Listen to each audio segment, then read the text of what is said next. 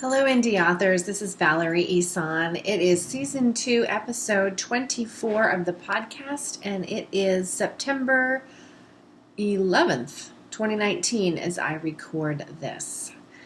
My main topic today is monthly reflection, and we'll get into that very shortly. My personal update is short today.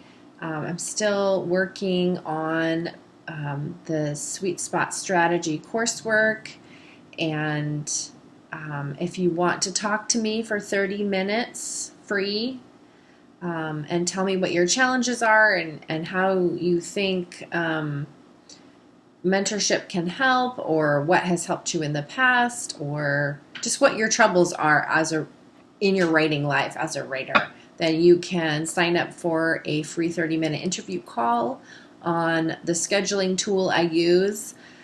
And that website link is indieauthormentor.as.me. Indie Author Mentor as me. And choose that interview call option.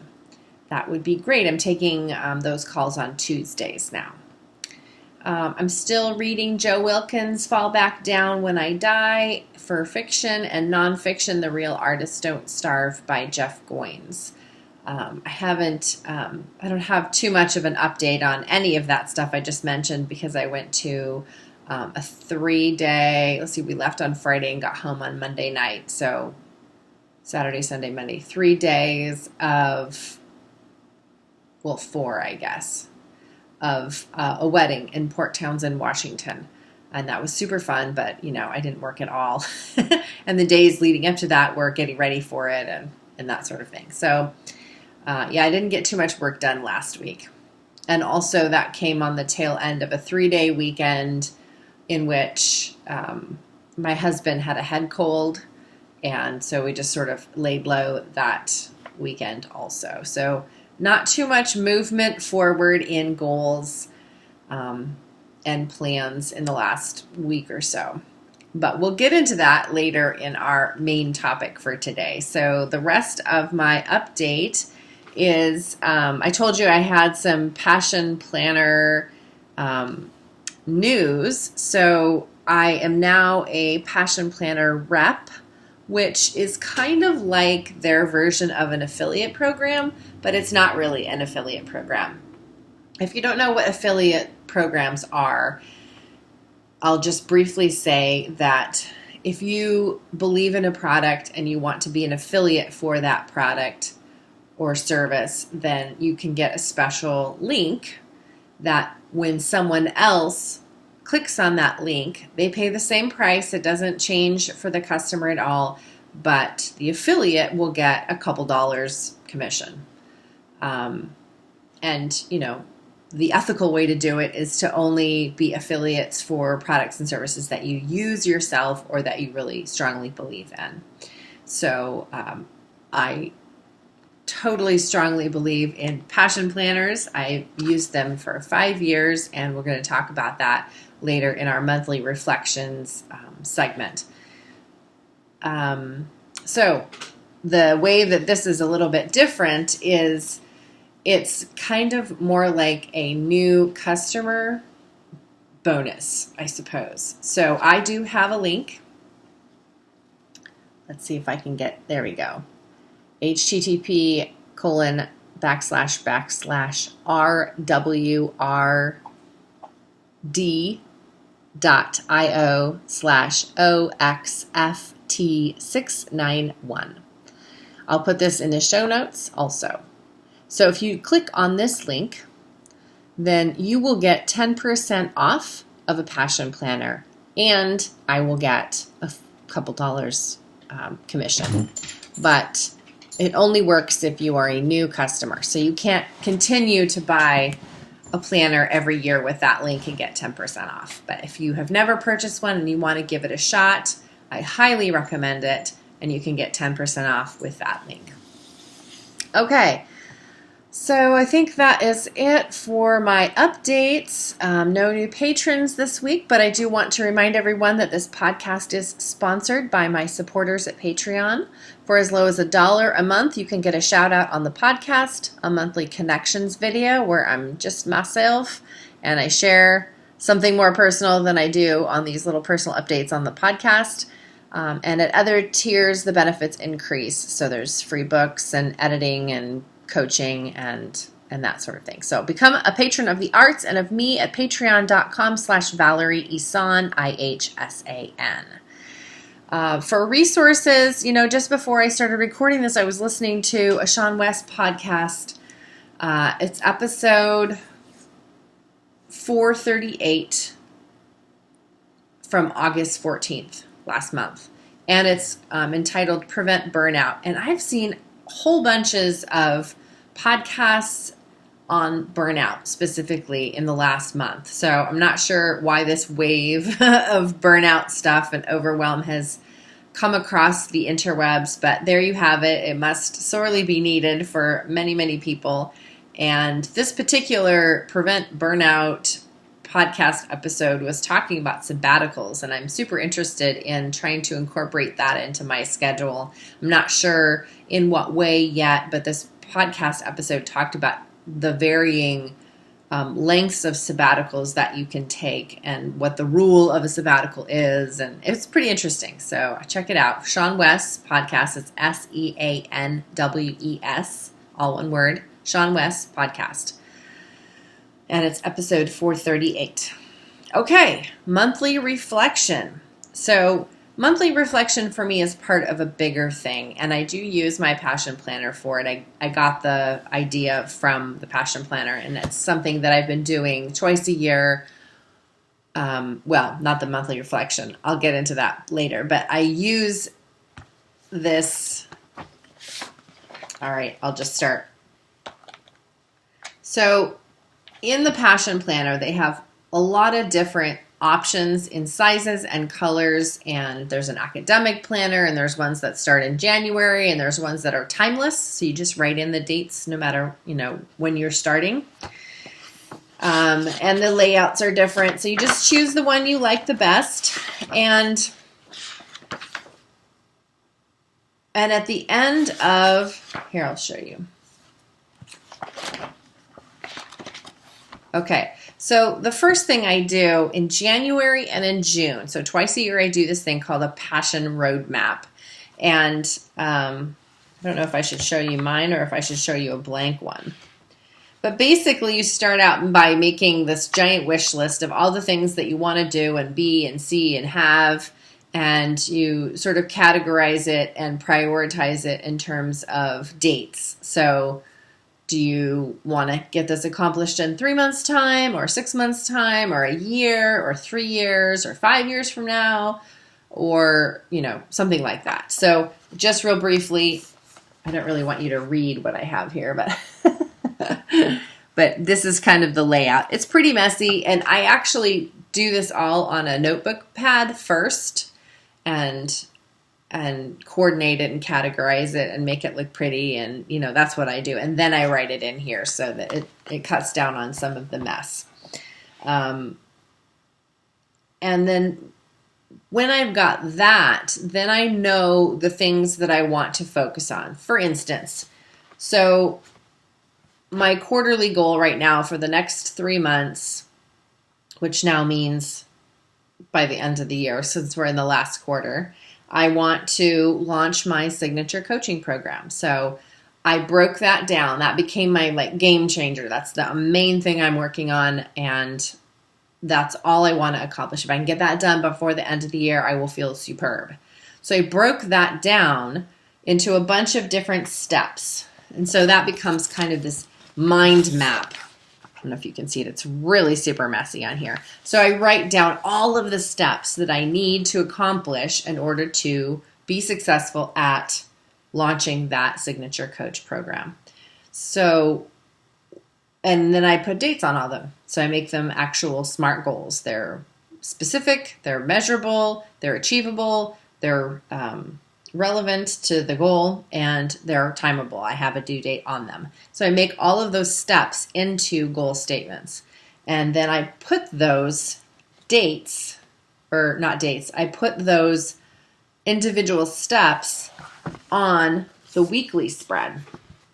This you can look at. I had to use my next year's planner because my current planner has client information on it. So for privacy laws, I can't do that. So the cool thing about this planner is that it does have, I don't know if you can see or not, but it does have all of the times, like from 8 to 10 or whatever in the evening. And then you've got a weekly focus. You've got to-do lists down here. One is for personal and one is for work-related to-do lists. There's also a section for errands that you need to go on. This little blank space, you can do whatever. I usually write notes to myself, or if I have a grocery list or something like that. So that just gets filled up with other things. And so if I've got one of those steps, for instance, finish the homework for mod 4 or whatever, I'll write that in my work to-do list, finish homework for mod 4. And then when it's done, I'll check it off. But I have that so that when I go to plan my week, I know this is something I want to accomplish this week. So I'll find a spot in here where I'll actually put it in. Okay, I have time on, Wednesday afternoon. That's where I'm going to do this or whatever. So that is really key to actually getting your goals met. Putting them into a goal statement, putting them actually in your planner during the week that you want to get it done. And if for some reason something comes up, you're ill or whatever, or you just, realize that you tried to do too many things that week, then I usually put a little arrow. Instead of a check mark when I finish it, I'll put a little arrow indicating that I'm carrying it forward to the next week, kind of Bujo style. And then that's the way I do my weekly planning. And when it comes to, and then also there is, they have a monthly spread too. And you can have personal project and work project things that you want to focus on, for the whole month, like those game changers. Like under this, it would be like work on the homework through half the mods or whatever your goal is. And mine just happens to be a bunch of homework for this business class I'm taking. But you will put in vacations or things that you have planned for that week, for that month. And that helps you realize how many days during the month you actually have to write or work on your writing projects. So that's helpful too. Because if you've got this big goal that you want to, accomplish in, the month of July, and you realize, oh, well, actually, I'm gone for 2 weeks out of the month on vacations, I can't get all of this done. So it helps you be more realistic. And what is good about being realistic is that you don't feel like crap when you don't get something done. Ask me how I know that. Okay, so my favorite thing about the Passion Planner, there's so many cool things about it. I'm not going to just take you on a review of the Passion Planner because that might be boring. But one of the things that I really, really love about this planner is the monthly reflections part. So I'm going to show you my my August monthly reflections. So it's a two-page spread. And it has a series of questions that you fill out, kind of journal style, in an effort to help you reflect on your past month. And the questions in it are, for instance, what was the most memorable part of this past month? And describe it. So for the month of August, my most memorable part was going to a writing conference. I totally enjoyed it. I met lots of new people and I felt, in my element, and I really like talking shop, as it were, and being around a bunch of other writers. And so that just really fueled me up and got me excited about things I could be doing in my author business. So that was my most memorable part. And then it asks you, what are the 3 biggest lessons that you learned in the past month? So sometimes those are really hard to uncover for me because, I go on autopilot sometimes and I'm just sort of going and I don't take the time to reflect. So that's why I really appreciate doing a monthly, it's like having a monthly committee meeting or something a committee of one.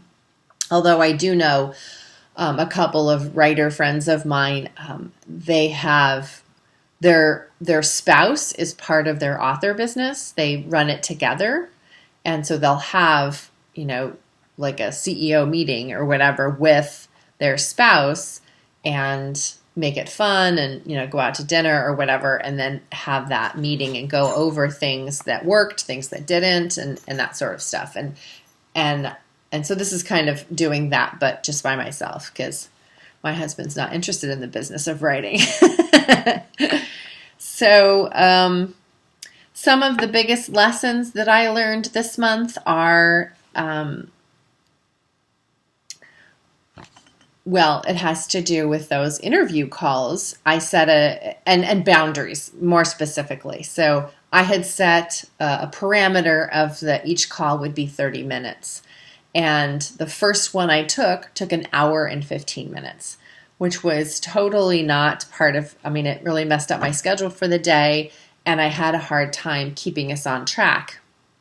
So I realized very quickly that the best way to make that not happen again, it never did happen again, was at the start of the call, the next one, I set a timer. I brought it out. This one was actually in person because the person was local. And so I pulled out my timer, my phone, and I said, I'm going to set this for 25 minutes so that I don't have to keep looking at the clock. And then we'll have 5 minutes to wrap up. And I set it on the table right next to us. So that totally kept us on track. When the timer went off, then he knew and I knew it was time to wrap things up, and it just worked perfectly. So that was a great big lesson for myself in what I could practically do in order to maintain a boundary that I had set for myself. So that was really good. It also keeps the caller on track too, because they know, okay, I only have 30 minutes. She's serious about this. I'm going to say what I have to say. Another lesson I learned last month was it's strong and smart to take time off when I need it and to seek help when I need it. And to be vulnerable and right out there for you. The help that I needed to seek was around weight loss. I've gained a whole bunch of weight and it seems a little bit out of control for me right now. So I joined Weight Watchers again, which seems like on the outside, I'm struggling with the connotation that I'm failing because I have to go join this weight loss group.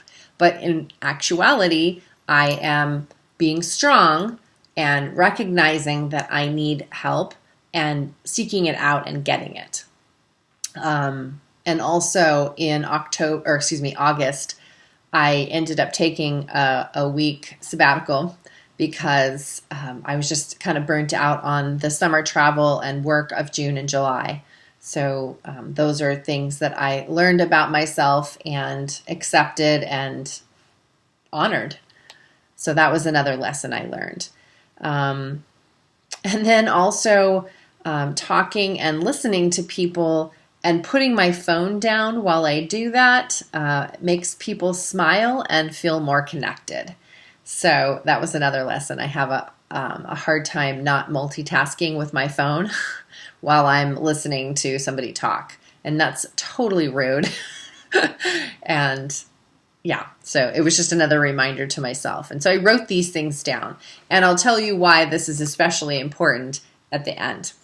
Okay, the next question in the monthly review, and I'm telling you these just so that you get a feel for the kinds of things that I like to check in with myself about every month, and perhaps they will be questions that you'll want to ask yourself, or maybe it will elicit ideas about questions that you could ask yourself monthly. So the next one is to actually, it tells you to go back through your planner for the last month and assess your priorities. Did you spend your time the way you wanted to? And I really like the way they said that. They didn't say, did you spend your time wisely or whatever. It's, are you happy with how you spent your time? And if not, what steps can you take next month to adjust them? So it's a very non-judgmental planner, which I also really appreciate. So in this particular month, I said yes. I took time off. I networked for my business. I thought and I planned and I worked on my business, and I'm doing my homework for Sweet Spot Strategy. So these are all things that are helping me to fulfill a goal that I have. I'm working towards that. And so that's why I felt like I did well in the month of August. And then another monthly reflections question is, how are you different between this past month and the month before it? And sometimes I just write about it. This time I put 4 words: more present, less transient. So that was me in a nutshell between July and August. I was moving around a lot in July and was not very present at all because I was just going. And August was much better for that. And then who or what are you especially grateful for this past month? And I'm just going to say a shout out. The person I wrote down here is Eric Mertz, who is a colleague of mine. And I just said, he's been helping me with networking and with connections and job leads and marketing copy. And he's just an all around good resource for me. And so I honored him, and felt gratitude for him in my monthly reflections.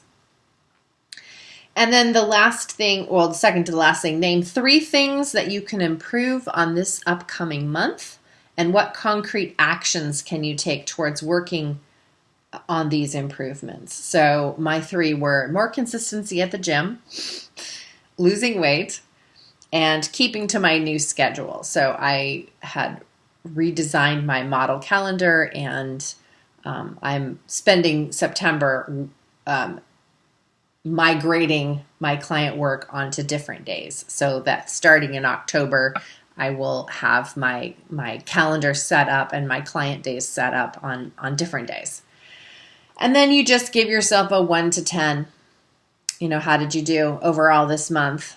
And I said 7, that I was heading in the right direction, but I'm still feeling very impatient with my progress. And I know that that's a mindset shift that I need to work on. And once that mindset shift happens, then my numbers will be higher. I can get up to 10 or 9, but right now it's 7. And then at the very end, it invites you to go back to that roadmap and cross off the things that you've accomplished, and to choose the thing that you want to focus on for this next upcoming month. And it just so happens that I didn't finish my coursework because it's longer than a month's worth of time for me. So I'm forwarding my previous monthly goal to this in September.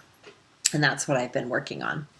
So that is what I do every month. I go through that monthly reflection. And then at the end of the year, this is so cool. So there's monthly reflection. So you do that 12 times. And then they have an end of the year reflection. Again, a 2-page spread, end of the year reflection. And you give yourself a 1 to 10. How'd you do overall during this year? And, what advice would you give yourself at the beginning of the year? What were your biggest lessons this past year? And on and on. And there's I think 6 questions altogether. But what I like doing at the end of the year is going through all of the monthly reflections. And I'll read through all of them, January, February, March, all through the end of the year. And what is so fun is seeing all of the things that I accomplished. Wow, that's right, I did this. Or I'm remembering things that brought me gratitude. Or I'm remembering things that I felt confident about, and it's just a really good reminder of all of the things that I accomplished. And that gives me confidence that the things that I set up for the coming year or the coming months, will get done too. And even when I have a draggy month where nothing I start seems to get finished, or I get stagnant in one area, or, I run into brick walls or something, if I have a month where nothing seems to go right, I can remind myself that it does work out in the end. That by the end of the year, I will have lots of successes that I've tallied up, and I can read about them, and I can, remind myself how I felt about them, and the memorable parts of the year will stay with me. And then I save these. They're kind of journals almost in a way, and I can go back through and pull information from them. So that was kind of a long-winded explanation of monthly reflections. I hope it was useful for you. And yeah, if you want to try a passion planner yourself, if you don't have a planner that you already love and use, then try a passion planner and use this link if you want 10% off. And that link, again, for the audio feed is rwrd.io/OX4T691. It's kind of a weird long one, so I'll put it in the show notes and also in the YouTube description box. So fairly well, happy writing, happy publishing, and I will see you next week.